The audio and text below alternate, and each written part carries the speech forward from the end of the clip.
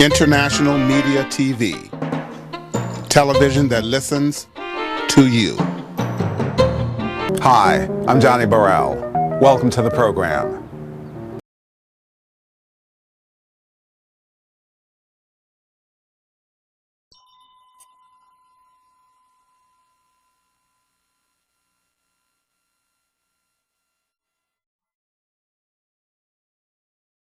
I am deeply honored to welcome to stage Secretary Hillary Rodham Clinton.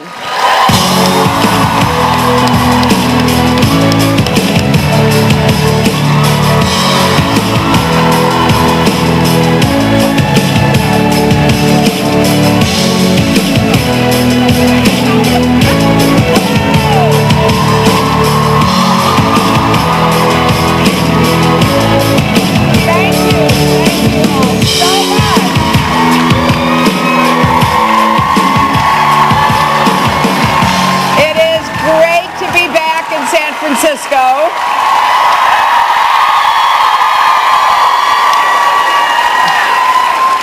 A place that has a big spot in my heart, and to be able to speak with all of you this afternoon.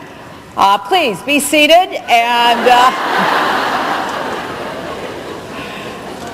you can jump up and down. You know, it's been a wonderful but long day, I hear. I want to thank Anne, not just for her kind introduction, but for exemplifying the kind of creative, entrepreneurial leadership that she has demonstrated and that so many of you are also part of.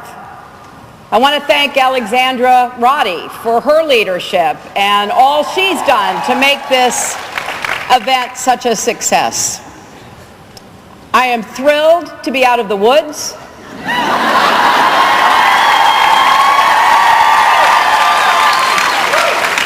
And in the company of so many inspiring women. And there is no place I'd rather be than here with you other than the White House.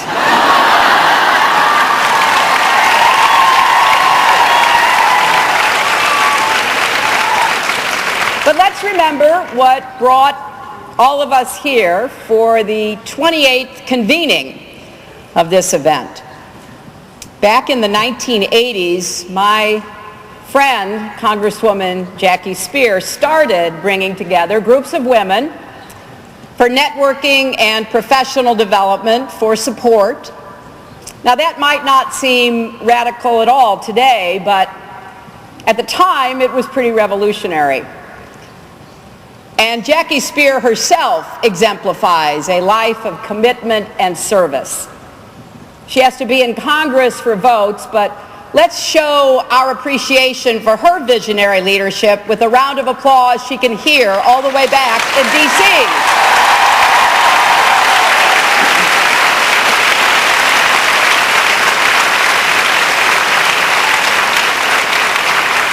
Because just look at what you represent. The Professional Business Women of California is now the largest women's organization in the state, which probably means it's the biggest in the country. I don't know that, but it seems reasonable to assume if you're the biggest in California.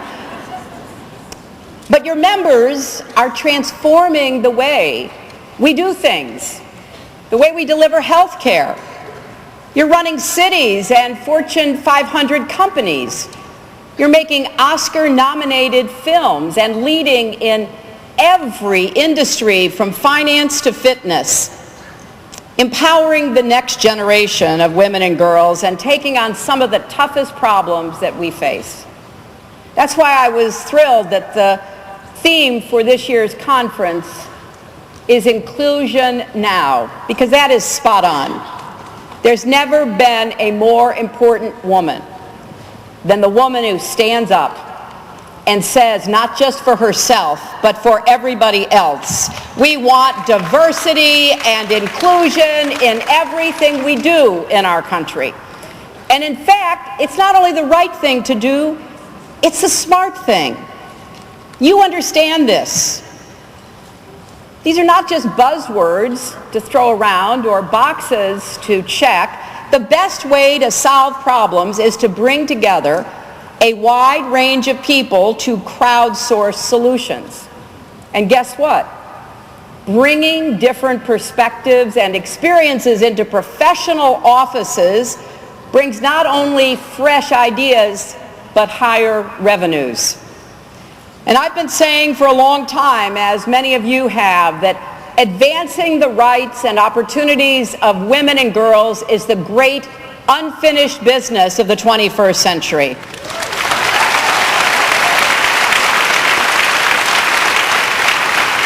And some days, I admit, it seems like it may be even more unfinished than we hoped. Because while we women have made strides in education and careers, there's still a woeful lack of women in the upper reaches of science and technology, business and education, not to mention politics and government. Women's representation in the current administration in Washington, for example, is the lowest it's been in a generation. But even in a state like California, that is ahead of the curve in so many ways, the number of women serving in the state legislature is at a 20-year low. And women in the private sector, particularly women of color, still struggle for representation in the C-suite and boardrooms. But I am here today to urge us not to grow tired, not to be discouraged and disappointed, not to throw up our hands because change isn't happening fast enough, or to even take a pass because we think we've done our part. We need more women at any table, on any conference call, or email chain where decisions are made. And a big part of that is encouraging more women to run for office and pushing the private sector to do a lot better than it currently is. But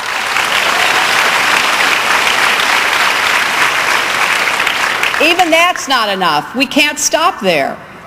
We need to reset the table. So women are no longer required to accept or adapt to discrimination and sexism at work. We need to think beyond corporate boardrooms, beyond the corridors of companies or elected bodies, beyond our own lives and experiences, to lift up women of all incomes, industries, and backgrounds in every corner of our country. And a crucial part of solving these problems is recognizing that, as important as it is, corporate feminism is no substitute for inclusive, concrete solutions that improve life for women everywhere. Because as challenging as it is to climb the career ladder, it's even harder for women at the margins, unable to get on or stay on even the lowest rung.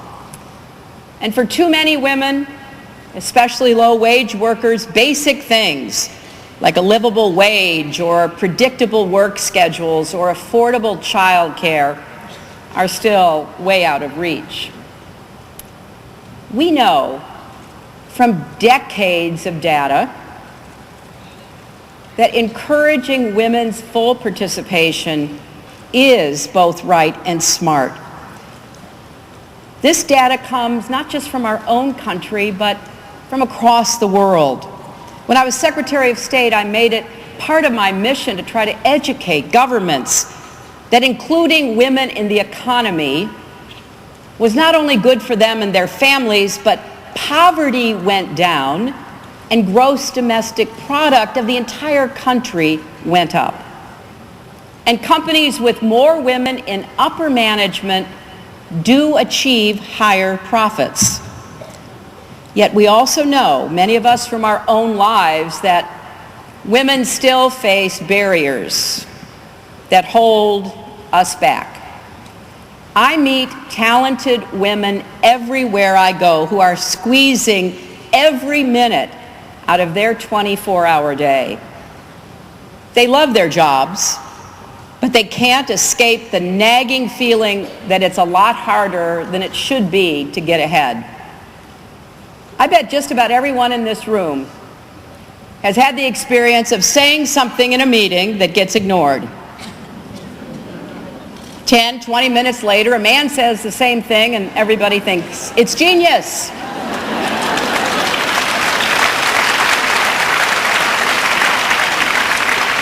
And I think we should pool our respective reactions so that you have right at your fingertips exactly what to say. Nice thought. A little slow on the uptake, but good idea.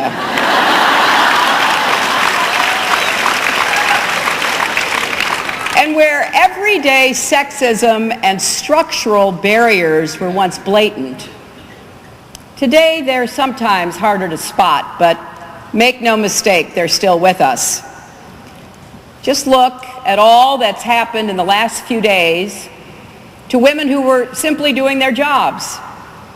April Ryan, a respected journalist with unrivaled integrity, was doing her job just this afternoon in the White House press room when she was patronized and cut off trying to ask a question. One of your own California congresswomen, Maxine Waters, was taunted with a racist joke about her hair.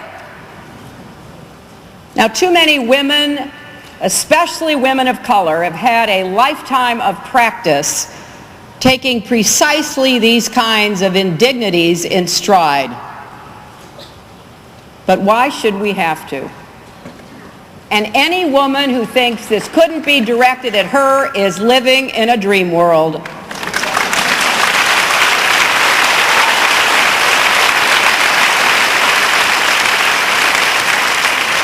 I mean, it's not like I didn't know all the nasty things they were saying about me. Some of them were actually quite creative, ones I hadn't heard before. But you just have to keep going. And even when sexism and exclusion are out in the open, it's sometimes hard to believe they could possibly be deliberate. Recently, photos have been making the rounds on social media showing groups of men in Washington making decisions about women's health. Decisions to strip away coverage for pregnancy and maternity care, or limit access to reproductive health care around the globe. We shake our heads and think, how could they not have invited any women to the table? Well, a provocative opinion piece in the New York Times this week argues that it may not be an oversight at all, but an intentional signal. Don't worry, the men are in charge of everything. My favorite sort of take on these pictures, maybe you saw it, was the one of dogs sitting around an oval table. And the caption was, "Discussing feline care." I like that. But it is a cruel irony that stereotypes and bias run rampant, even at companies that pride themselves on being forward-thinking. More and more women have been sharing stories of their experiences in Silicon Valley. Stories of consistently being asked to take notes in meetings or get the coffee, of being undermined, interrupted, and criticized in a way that never seems to happen to their male colleagues. Those may seem like small things, but over time they take a toll, don't they? And for some women, the hostility is even more direct, like the Uber engineer who spoke out about her experiences with sexual harassment and spurred the company to publicly commit to addressing this problem. It is disheartening to hear women at the highest levels of their profession say things are no better for young women beginning their careers today. Women hold just a quarter of computing jobs in the U.S., and that number has gone down instead of up. Women are hired at lower numbers in the tech industry and leave at more than twice the rate men do. And for women of color, the situation is even worse. Beyond issues of bias and discrimination, the game is often still rigged against working women in major ways. What kind of message does it send to the world that the United States is still the only advanced economy with no national paid family leave policy? And less than 15% of workers have access to paid family leave, and those benefits are concentrated among the highest income workers. You know, it was actually a little better before people knew what was going on. I remember I was a young law partner when I was pregnant, and, you know, that was a long time ago. And my partners just didn't want to talk about it. I'd walk down the hall, getting bigger and bigger. They'd turn their heads. And Chelsea came early. You know, I kept raising the idea of, well, what kind of, you know, time off do I get? Well, I'd never had happened before, so nobody was talking about it. So Chelsea comes early. I have her late one night. Next morning, really early, my phone rings. It is our managing partner. He doesn't say congratulations. He doesn't say hope you and the baby are fine. He says, when are you coming back to work? I said, well, I don't know. And just out of the air, I go, I don't know, maybe 4 months. Well, he had no idea, because he had never talked about it with anybody before. And I said, you know, I could probably, you know, pick up some work and do some things in a couple of months, but, you know, let's say 4 months. That was the beginning of our paid leave policy.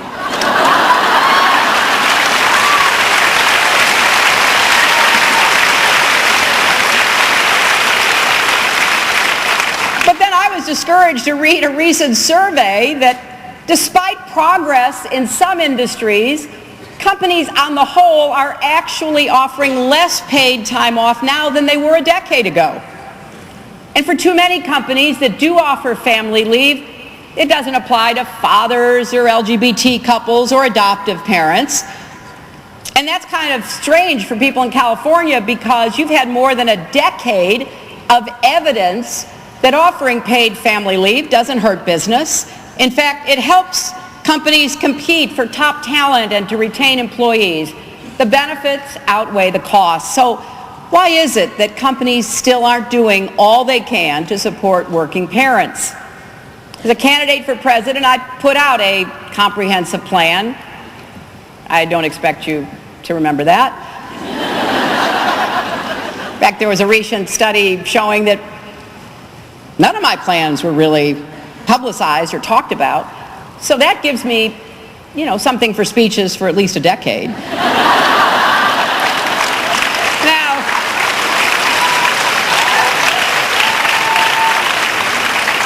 obviously the outcome of the election wasn't the one I hoped for or worked for, but I will never stop speaking out for common sense benefits that will allow moms and dads to stay on the job.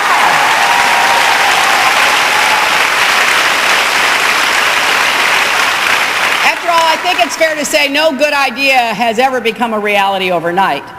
As our friends in startups know, it takes time and hard work. And I'm heartened by the fact that even as we struggle at the federal level, cities and states across the country are looking to California and a few other places to pass paid family leave. There are a growing number of businesses in the country that are leading by examples. Companies from Salesforce to Gap are making real commitments to their employees by guaranteeing equal pay and paid family leave, respectively. And we're seeing exciting initiatives across industries like the EDGE certification program, which was designed to help companies measure and hold themselves accountable for creating a more equal workplace. Google it, EDGE, and see what you can do to advocate for it within your own company. The private sector can and must be an engine of change on these issues, especially in a place like Silicon Valley, because when you're on the cutting edge of how people work and learn, you have both an opportunity and an obligation to institute workplace policies that help employees meet their responsibilities at home and on the job. And then leaders in other industries will take notice and try to match what you do. After all, You're the people who figured out how to put computers in the palms of our hands, and you have the tools and the creativity to take on big problems like implicit bias and make the case for those in elected office to follow suit. So despite our stumbles and our setbacks, we've never been better positioned to take on this vital work. In fact, I don't think our country has ever been better positioned to take on the challenges of the future. Where some see a dark vision of carnage, I see a light shining on creativity and opportunity.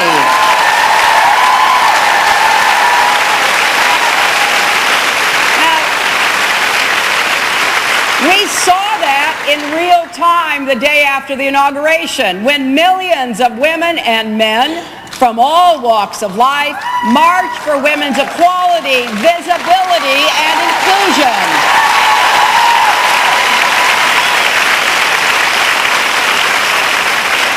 It was the biggest march in our country's history, and I delighted at every sign I saw, quoting my 1995 speech that human rights are women's rights and women's rights are human rights once and for all.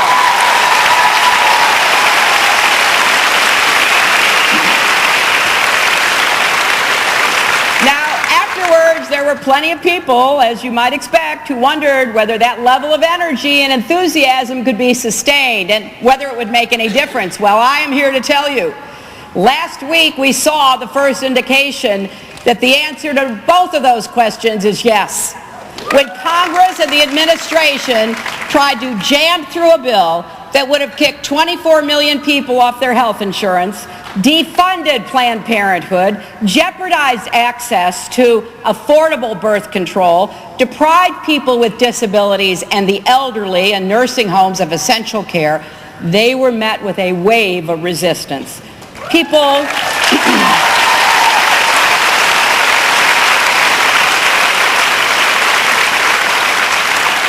who had never been active in politics told their stories at town hall meetings, flooded the congressional switchboard with calls speaking out for affordable health care.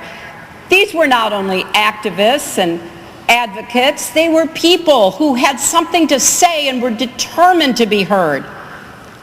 Yes, some were new to the fight, and other leaders, like Congresswoman Nancy Pelosi, have been on the front lines for years. And when this disastrous bill failed, it was a victory for all Americans.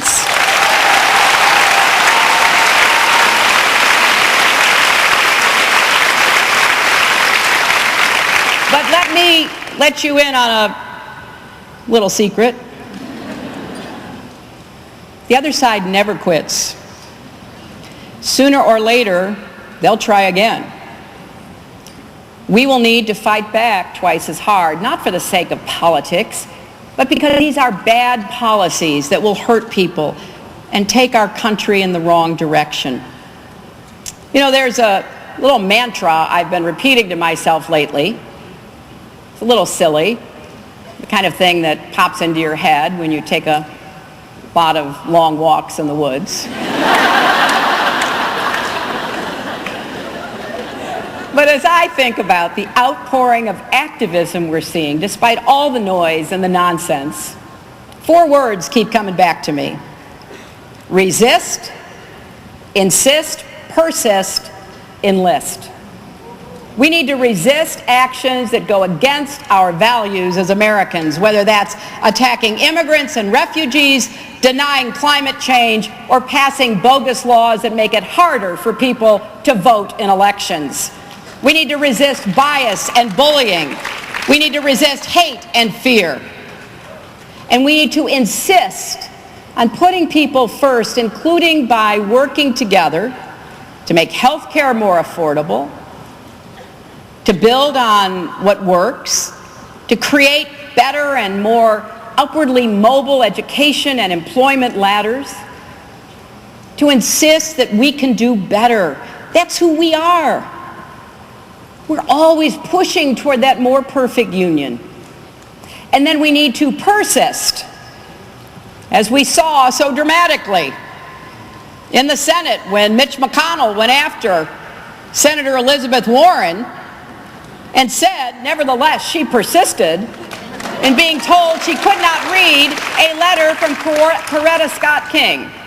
So we need to persist, to approach future challenges with the passion we've seen these last few months, and then to bring that to the voting booth in 2018.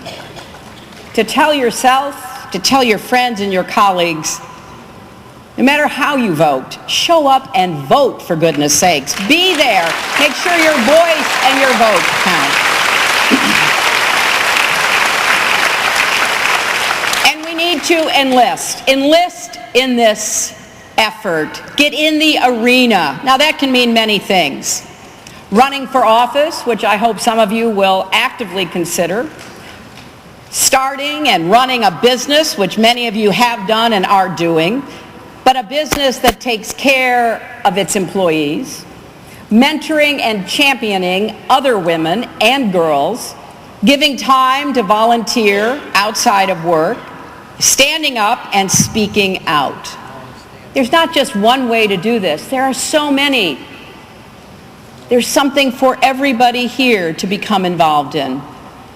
So sure, the last few months haven't been exactly what I envisioned, although I do know what I'm still fighting for.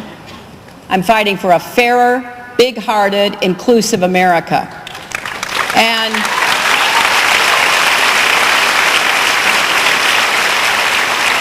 the unfinished business of the 21st century can't wait any longer. Now is the time to demand the progress we want to see and to work together to make it real in our own lives, in our businesses, in our government, in our families, our country, and the world. And I'll be right there with you every step of the way. You know, one of the biggest problems we face in the country is inequality. And although it is predominantly income and wealth inequality that we talk about when we say we've got to figure out how to create more opportunity and give people a chance to, you know, really pursue their own dreams. There's also a kind of inequality in how we see one another. And I learned that, again, very early because my mother left home at the age of 14 to go to work in somebody's house because she'd been sent by her own parents to live with grandparents who didn't want her, and there was a lot of conflict, so she had to get out of there. So here she is, 14 years old, and she's working in somebody's house. And she was so blessed because she could have been in somebody's house who barely saw her. Wash the dishes, wash the clothes, feed the kids, do the work she was hired to do at 14. But instead, she was in a home of a woman who said, I know you want to go to high school, because she would have been a freshman in high school. And the woman said, I want you to be able to go to high school, so if you will get up early and help me in the morning before you leave, I will make that happen, but you'll have to come back as soon as high school's over. Now that might sound harsh to our ears, but to my mother it was the greatest gift. So for 4 years she got up early and she would race to school and she'd go to her classes and then she'd come home. And then the woman noticed that my mother had one skirt and two shirts. And she'd wash the shirt, out every other day, and she would try to fix up the skirts, and if it had gotten dirty, she'd have to wash the skirt. And the woman said, without embarrassing her or making her feel somehow, less than, the woman said, I have some things that I no longer wear. Would you like to have them? So think about, it's not only the big places where we should be open to and supportive of inclusion, it's also in those places close at home where we can do a better job. And it's especially important to model for kids so that people who are working for you, around you, are people who are also worthy of respect. And that starts early as well. Right, and it goes back to beautiful.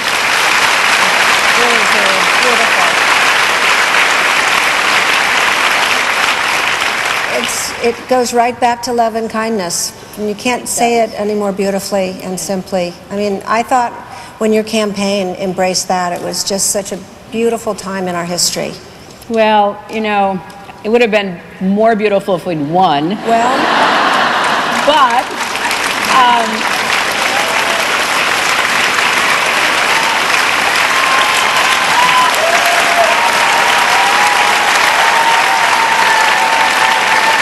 But I really believe, and I know that this does sound kind of odd coming from, you know, somebody who ran for president, I guess, but I really do believe we need more love and kindness. And you're right. And we need it at all levels. And part of it is asking people who make decisions that affect the lives of other people, whether they're in business or academics or the professions or government, to just put themselves in somebody else's shoes for a little while and think about it. And that's what was so maddening about the debate over the health care revisions.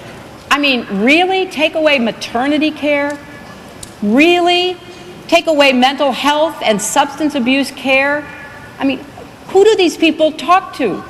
Do they not have any idea about the necessity and the suffering that goes on? And we will all be better. And not only that, we will end up saving money. We will save money if we help people get the health care they deserve and need to have.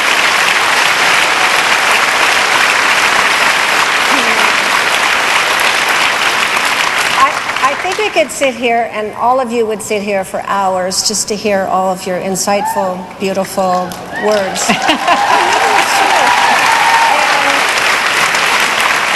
But I'm kind of being gestured to that we have to wrap this up. But I want to say a word about friendship, and particularly friendship among women. Oh. Susie's been my friend for 25 years or more. And she is the kind of friend who asks how you're doing, asks how your family's doing, who worries about whether you're eating right, which, you know, I'm not always doing, worries about what gets you up in the morning, what keeps you up at night. And I can't emphasize enough how important it is to have friends. Now that sounds really simplistic, but real friends, not just people you bump into or that your kids go to school with or that you go to lunch with at work, but I mean real friends, friends that you can confide in, friends who are there no matter what happens, friends who care deeply about you, take you warts and all. And I've been blessed to have friends like that, including Susie over the years. And I just wanted to put that out there because I think it helps in so many ways to listen to yourself, your intuition, to understand how you can make the right decisions for yourself, for your family, for your job, whatever it might be. So I just wanted to put in a big plug for friendship. And the only way I can say it is friendship among women, because that's what I've got, are my women friends.